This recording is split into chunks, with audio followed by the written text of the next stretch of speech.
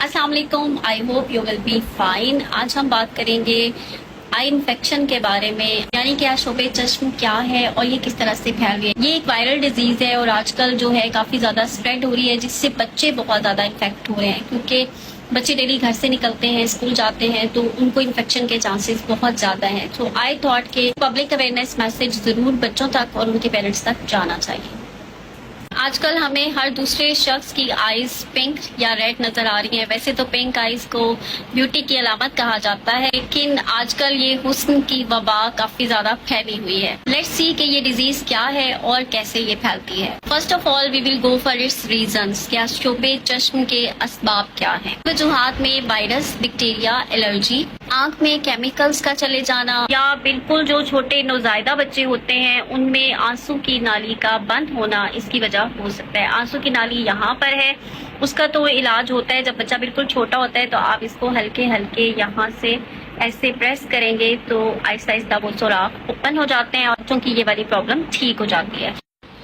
चूंकि ये वायरस और बैक्टीरिया की वजह से होती है, तो ये एक वायरल डिजीज है जो कि स्प्रेड होती है, एक से दूसरे को लग सकती है। इसको हम कंट्रोल कर सकते हैं कि इसको होने ही ना दिया जाए। तो इसको कंट्रोल करने के कुछ तरीके हैं जो मैं आपके साथ शेयर कर देती हूँ। तो सबसे पहले आप अपने जो आइस हैं उनको रबिंग ना करें, हैंड्स के साथ, फिंगर्स के साथ उनकी रबिंग ना करें, क्योंकि हमारे हैंड्स जो हैं उसमें वो सारा दिन में बहुत सी जगहों पे टच करते हैं, जिसकी वजह से हैंड्स पे जर्म्स बहुत ज्यादा लगते हैं। तो बच्चों को इस चीज का बताएं, उनको आई रबिंग हैंड्स के साथ नहीं करनी। अगर आपको कोई इचिंग फील हो रही है, कुछ भी ऐसा इरिटेशन, तो टिश्यू के साथ उसको हल्का सा प्रेस करके इचिंग को या रबिंग को दूर कर सकते हैं। Then wash your hands again and again. हम स्कूल में भी लंच करने से पहले बच्चों के हैंड वॉश करवाते हैं। वॉशरूम मैनर्स में भी हम उन्हें सिखाते हैं कि आपने जब भी वॉशरूम यूज करना है तो अपने हैंड जरूर वॉश करें। लेकिन आजकल चूंकि ये वायरल डिजीज ज्यादा फैल रही है, तो बार बार बच्चों को हाथ धोने की नसीहत जरूर करें। हम सबसे पहले हाथों पे अटैच होते हैं, तो हैंड वॉशिंग के जरिए हम इससे बच सकते हैं। इस चीज पे आपका वॉशरूम क्लॉथ और जो आपका टॉवल है वो नीट एंड क्लीन होना चाहिए। तो घरों में इस चीज का ख्याल रखिए कि आपका बाथ टॉवल और जो वॉशरूम क्लॉथ है वो नीट एंड क्लीन हो। टॉवल और वॉशरूम क्लॉथ शेयरिंग में ना करें। घर में सबका टॉवल सेपरेट सेपरेट होना चाहिए, क्योंकि टॉवल के साथ भी ये जर्म स्प्रेड होता है। पिलो है वो बहुत सारी चीजें एब्जॉर्ब कर लेता है। रात में जिस टाइम हम सोते हैं, हमारे फेस के ऑयल्स, हमारे हेयर ऑयल्स, ये सारे हमारे पिलो में एब्जॉर्ब हो जाते हैं। तो हमारा पिलो जो है वो भी बहुत सारी चीजों को, जर्म्स को कैच कर लेता है। तो आप पिलो भी सेपरेट रखें और हर 2 to 3 डेज के बाद pillow cover and bedsheet should be changed. Suppose खुदा ना खास्ता आपने कहीं से इन्फेक्शन कैच कर लिया है, तो नेक्स्ट स्टेप हमारा क्या होना चाहिए कि हमने इसका क्योर कैसे करना है, इसका इलाज कैसे करना है। आमतौर पर इसका इलाज कंसिस्ट करता है इसकी अलामात को खत्म करने पर। इसलिए आप लोग मसनूई आंसू आई ड्रॉप्स यूज कर सकते हैं। किसी भी मेडिकल स्टोर से आपको अवेलेबल होंगे, वो आप यूज कर सकते हैं, जिससे आर्टिफिशियल आपके आंसू निकल आते हैं। इसको मगरमच्छ के आंसू भी कहते हैं। बेसिकली उससे आपकी आईज जो हैं वो वेट रहेंगी, वो हाइड्रेटेड रहेंगी। तो लेडीज स्पेशली काजल जैसा की चीजें यूज करते हैं, लाइनर यूज करते हैं। तो अगर आपने इन्फेक्शन कैच कर लिया है तो उसके बाद वो इन्फेक्टेड जो आपका आई लाइनर था या काजल था या आई पेंसिल थी, उसको वेस्ट कर दें, उसको यूज मत करें, अदरवाइज इन्फेक्शन दोबारा होने के चांसेस होंगे। इसी तरह से कुछ घरों में सुरमा लगाने की, जो यंग बच्चियां हैं या लेडीज हैं वो काजल और आई पेंसिल का यूज करती हैं, तो वो भी शेयरिंग मत करें कि घर में एक ही आई पेंसिल सब यूज ना करें हो।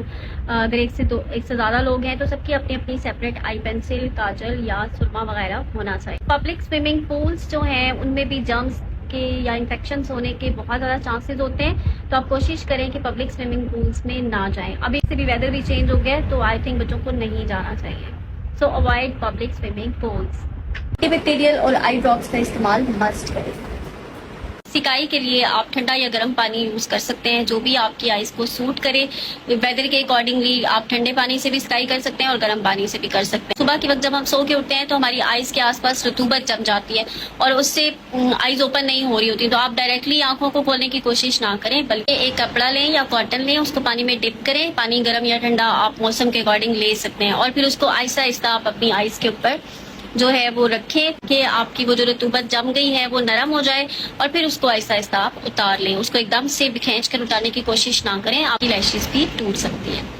और अगर आपकी सिर्फ एक आंख इन्फेक्टेड है तो आप दूसरी आंख की सफाई भी कर सकते हैं ताकि इन्फेक्शन एक आंख से दूसरी आंख में ट्रांसफर ना हो। लेकिन उसके लिए आपने कपड़ा भी सेपरेट यूज करना है, पानी भी सेपरेट यूज करना है। घर में अगर एक की आईज खराब है, जो आई ड्रॉप्स वो यूज कर रहे हैं वो बाकी घर वालों को यूज ना करवाएं, यानी पर्सनल ही रहे। इसके अलावा एक मिथ है कि अर्के गुलाब डालने से ये ठीक हो जाता है, तो बिल्कुल नहीं। अर्के गुलाब आपने नहीं यूज करना, आपने सिर्फ आई ड्रॉप्स यूज करने हैं जो डॉक्टर से रिकमेंडेड हों। इसके अलावा अगर 3 मंथ से ज्यादा आई ड्रॉप्स को खुले हुए हो गया है तो उसको यूज मत करें। और ये चीज माइंड में रखें कि जैसे फ्लू 3 से 4 दिन में ठीक हो जाता है, इसी तरह से आपके आई इन्फेक्शन भी 3 से 4 दिन में ठीक हो जाता है। कुछ मिथ्स हैं, जैसे एक मिथ शेयर की करके गुलाब यूज करने से ये ठीक हो जाता है, वो भी मिथ है, वो ठीक नहीं।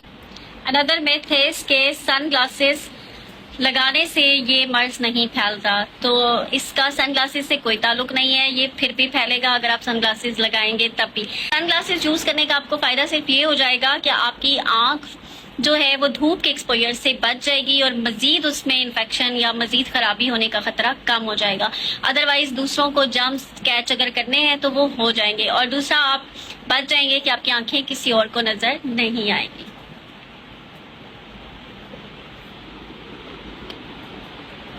अनदर मिथ है कि अगर आप अफेक्टेड शख्स की आईज में देखते हैं तब भी ये मर्ज फैल जाता है। नो, दूसरों की आंखों में देखने से कुछ नहीं होता। इन्फेक्शन फैलता है कांटेक्ट से, फिजिकल कांटेक्ट से। जब तक आपका फिजिकल कांटेक्ट नहीं होता ऐसे शख्स के साथ जिसने जर्म्स कैच किए हुए हैं, आप तक इन्फेक्शन नहीं आएगा।